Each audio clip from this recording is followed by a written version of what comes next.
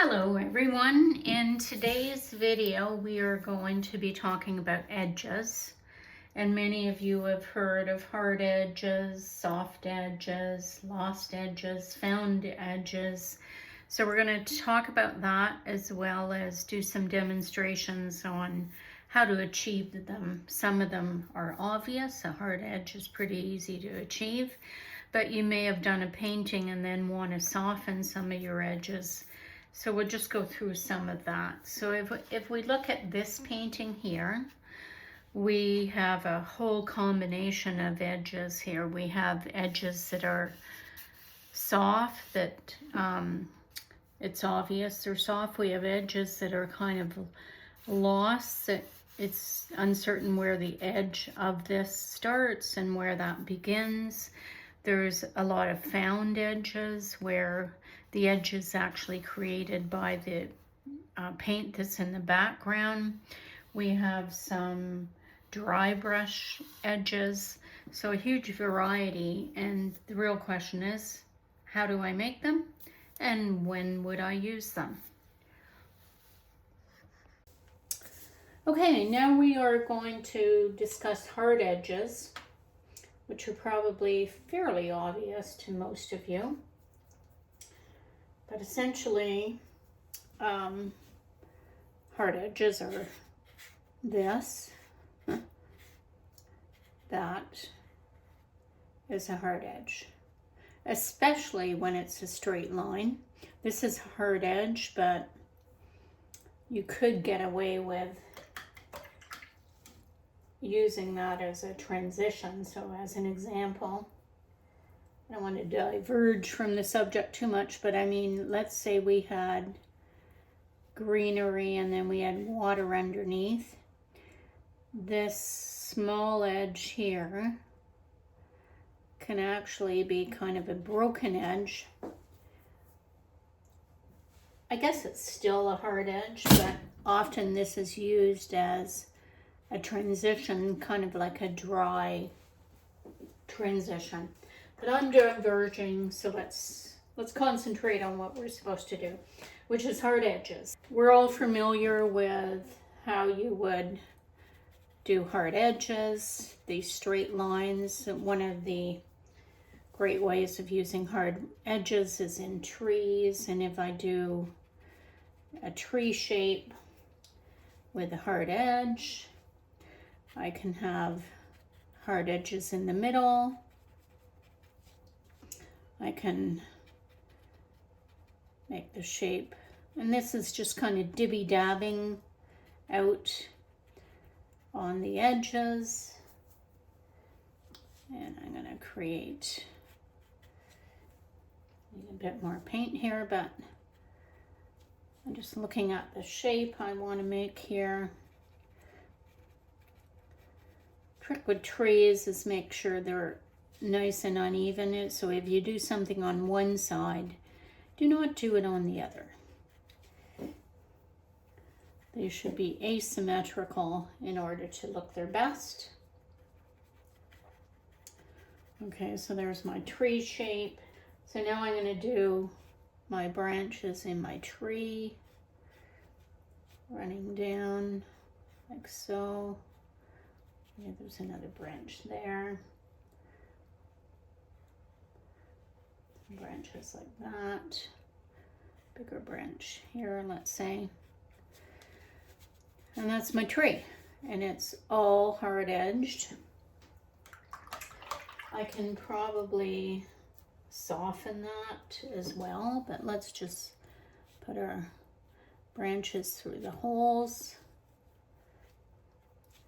Okay, and yes, you can soften some of this.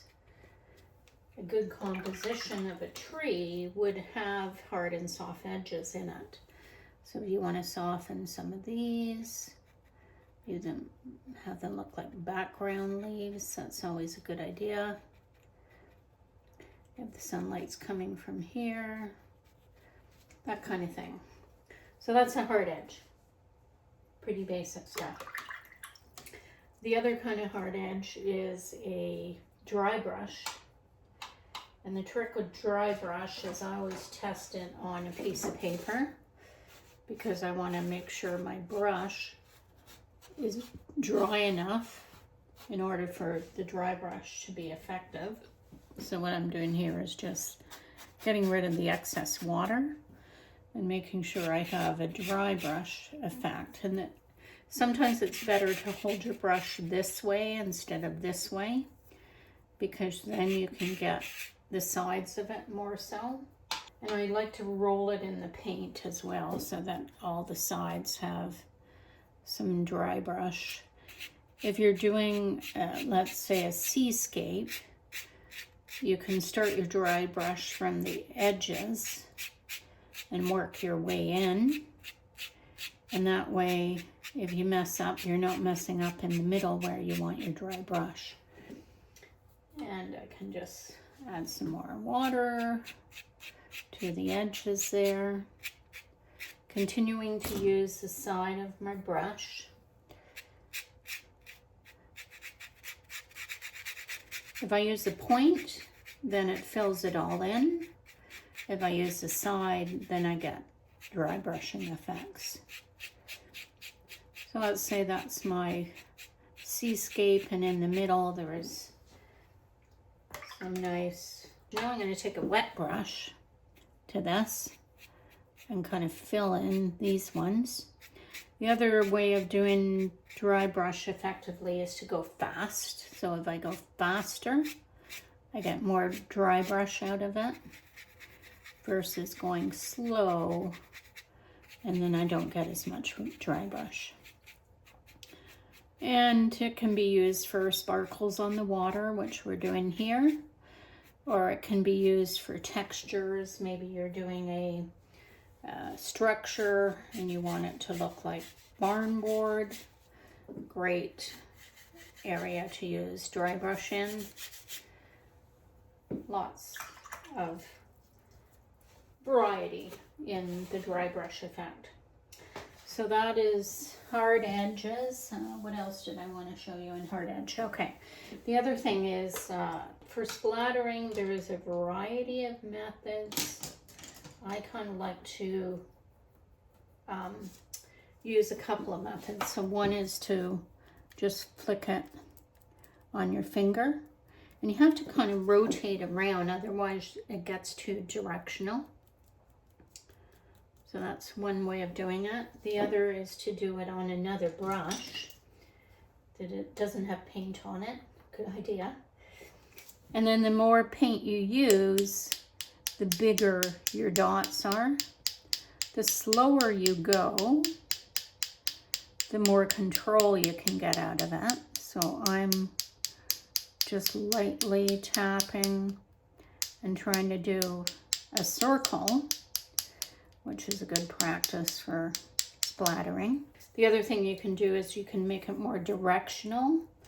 So if you want to hit it hard, it's going to give you some direction to your splattering. Another good thing to practice. There is an artist, Julie Gilbert Pollard, who uses the splattering technique to do her foliage. So as an example, if this top part here happened to be a tree, let's make it, or we'll say the bottom is a bush and the top part is a tree. What she does is she spatters first, and then she connects a few of these spatters to the object, and it creates a lovely random texture to the bush below it. And let's say the bush below it was green, we'll add some yellow. And this technique is really great for creating some randomness if you want it in your bush structures. Look her up, she's great. She uses the same technique on rocks as well. So if we wanted to do that with a rock, let's try that. Forget which brush I was using to hit with. But here's my spatter on my rock. Maybe I'll get some darker color in that rock as well.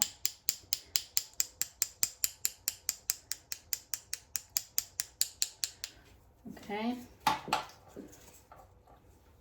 And then you can either wait for it to dry and just leave that as it is, or you can use the texture, kind of like the spraying technique that we saw before. So this is our rock. Create an edge there. And create an edge here. So you get the idea. It creates some texture into it that you can leverage. And you can also go back and spray a darker color into that rock. So splattering is a very useful technique, and it's unique to watercolor. Although other mediums do try to imitate this, we can do way more in watercolor with splattering. So the other thing I learned from, is it Julia? I'm pretty sure it's Julia Gilbert Pollard.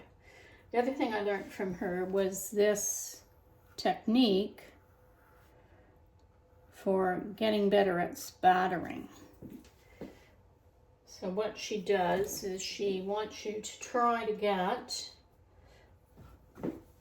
in the center like a donut. She wants you to make a donut. So I'm going to start with a smaller brush. Since it's going to be a donut, let's make it a chocolate donut. You do need a fair amount of paint. So what you try to do is you try to keep your splatters in the middle of the donut.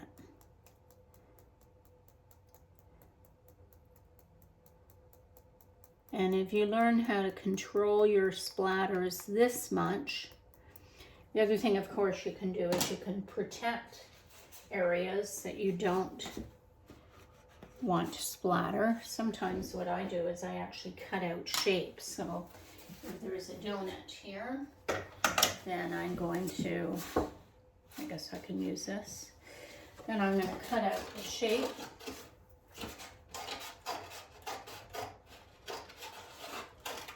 And I'm going to use that cutout as my negative shape. So let's say you were doing this on the painting and you didn't want to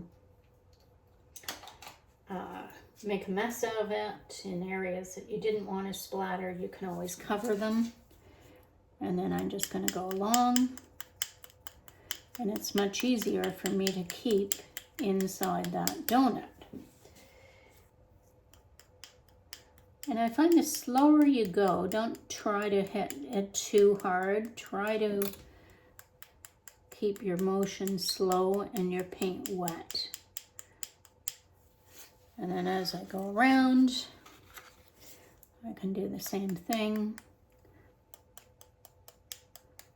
If you hit too hard, it gets directional, which you may not want. But it's a good exercise. The other thing you need to figure out is what's my best splatter brush. So try your different brushes and see which one works the best. Try holding it at the very end, not up close. So if you hold it up close, it's more difficult to get the splatter out and it goes further. But if you hold it at the end, you can actually direct it where you want to. And if you hold it closer to the paper, then that also helps. So there's my donut exercise for you. Obviously it takes practice. It's not perfect, but it is a good exercise. And then lastly on splattering is if you really do want it to be directional. Some artists, what they do is they use their finger and they go like this. And that creates these directional patterns. I find a lot of the paint will drop right here unless your paint is really thick. If we thicken this up a bit, then if it's not so thick, but you've got to watch your brush because it's going to drip off of here and create some other effects. The other way of doing directional is to hit it harder. So I'm just going to go like this. Now if I hit it hard, it creates a direction. Let's do that again.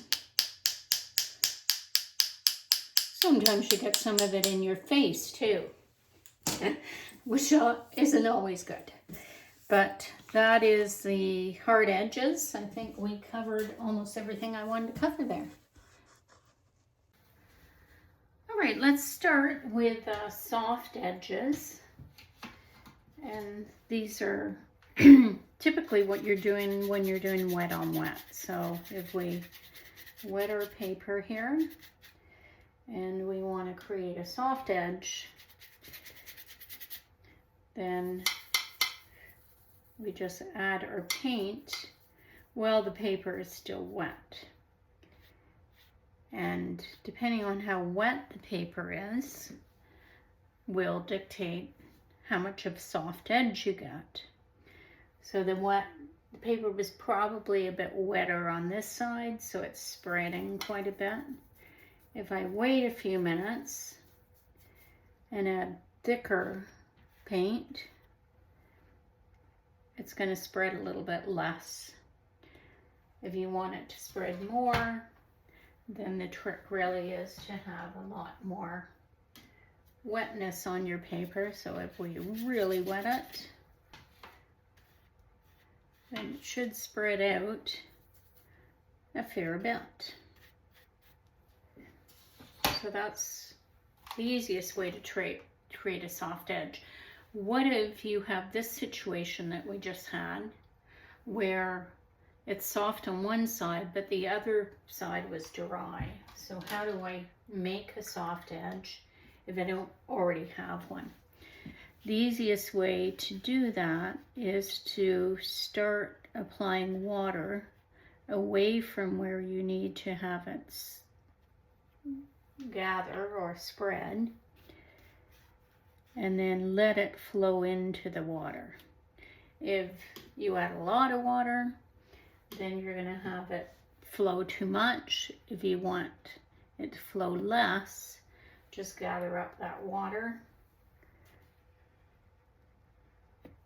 and then you can have a soft edge without too much of a situation.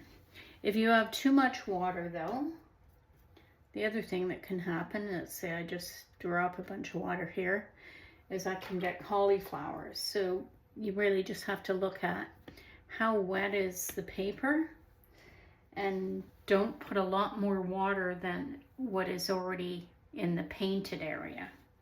If I make myself clear, what I mean is I paint this with just water. I then gather up my paint and put it on. And if I look at the sheen on this and I want to soften the edge, I want to soften the edge relatively close to what it was already. So I typically would take my brush, it's got a bit too much paint on it, and I would wipe it off and just kind of tickle that edge until it spreads out to where I want it to be. That's how you would do that. The other thing is you can kind of pull the edge out. So let's say we have this situation, we have some paint on here, but it's not going far enough. Maybe I'm painting clouds and I want the clouds to extend further.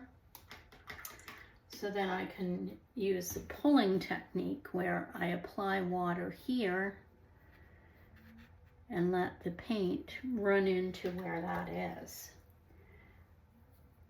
So I'm trying to get the paint to move further out. So I just apply water and it's going to flow into the water. Now you can also do that with tipping your paper, tilting your paper and having it move the direction you want to. You could tilt your paper back and forth and so on. So that's going to help you move the paint out to where you want. So that's the soft edge, pretty basic stuff. If your paint's already dry, let's say this one here, and I want to soften it even further, it's a little bit harder. You really have to kind of wake up the side of your paint. Sometimes it helps to actually wet the whole area, and then you're not going to have any lines, and then as you try to soften out this part, it will flow out as well. And you can just encourage it to flow out into the area that you want it to flow out into.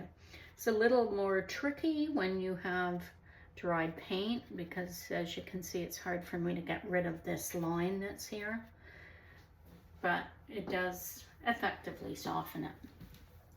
The other way you can create a soft edge is by using your spray bottle. Let me just tip this back up. Two different kinds of spray bottles that I have here. One is one that shoots a random amount, usually helps. So if I go like this, you can see the dots are kind of random. I think that shows up pretty clear. Versus a spray bottle like this, where it creates kind of a puddle. It's very a misty spray. So those are spray you could get. If you're doing something, again, let's say trees, and I want to have a very, if you're doing this with trees as an example, if you want the paint to flow into those little dots, let's just put that here. So I'm going to spray some dots. I have to kind of look to see where they are. And now I'm going to take my paint and I'm going to find those dots. And as you can see, it's still a soft edge. It's just randomly flowing into where I sprayed it. And it creates quite a nice edge. And you can use that for something like trees, where that's the outer edge of the tree, where those little dots are. There's not any dots on this side, that's why it's just going like that. Let's add some. So now it's going to flow out into those. And let's say I have this random kind of tree. It goes like this.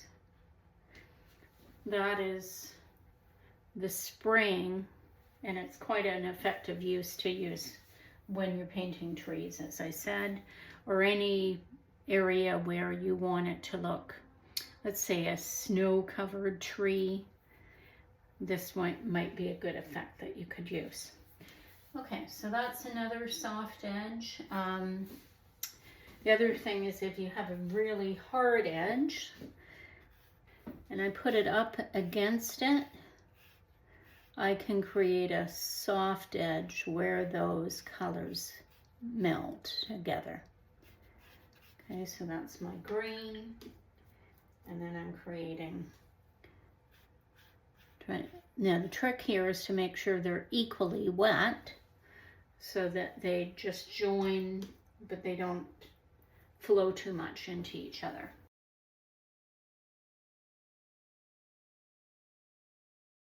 Why are edges even important? And this is a good example of trying to figure out why they are. In this example, I have soft edges in the background, soft edges in the sky. I have some hard edges here, definitely hard edges over here and over here. What happens with them? Sharp edges make you focus on the shapes. focused on this shape and I focused on this shape. These are softer or broken edges. Although you see it, I'm trying to lead you over this way. All of the hard edges are taking you up through the painting. The blurred edges make the atmosphere. Here we have blurred. These are very blurred. This is a very soft edge. So these kind of sit a bit in the background. And then really blurred edges help you focus on the sharper images. So I have blurred edges against hard edges, blurred edges against hard edges. And again, that helps you focus more on the sharp ones. And then there's also the concept of lost edges. So these edges here, I don't really want the viewer to spend too much time on them. They're kind of lost in the area. I want them to mainly go through the painting like this. And then rough edges communicate texture. I have some rough edges here trying to communicate the texture of the overhanging trees. So that's why edges matter. Hope that helps and hope you enjoyed the video.